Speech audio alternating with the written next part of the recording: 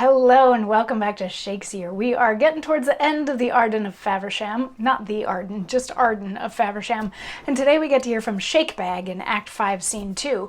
But real quick catch up, because the end of yesterday's scene was pretty long. Arden is now dead. They were successful in killing him. He was playing a game with Mosby, and Will snuck up behind him and pulled him down and stabbed him, and Mosby stabbed him, and Shakebag stabbed him.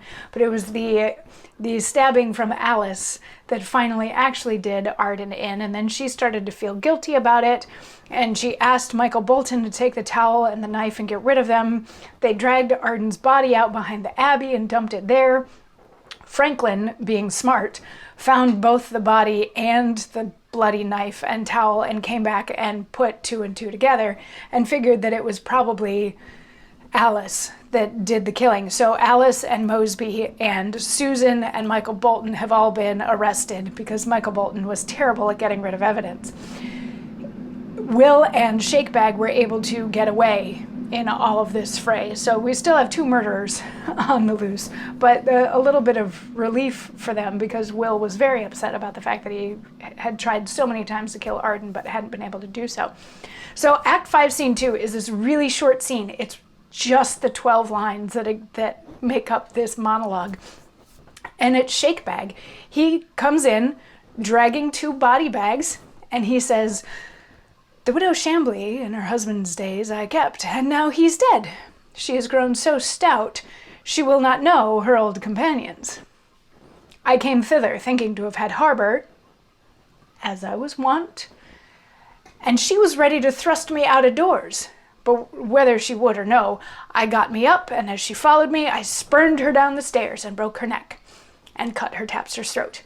And now I'm going to fling them in the Thames. I have the gold. What care I, though it be known? I'll cross the water and take sanctuary." So Shakebag has not been particularly verbose up to this point. He's been a man of few words, but now he comes in dragging these two body bags, which are the widow Chambly and her husband, who he has recently murdered. He shows up because he used to know them, specifically her. He showed up looking for shelter because he's on the lam, because, you know, Arden. And she either didn't recognize him or just flat out didn't want him in her place. So he got up to go and she followed him and he pushed her down the stairs, which broke her neck, and he killed her husband. And now he's gonna fling their bodies into the Thames and seek shelter somewhere overseas. And that's the end of Act 5, Scene 2.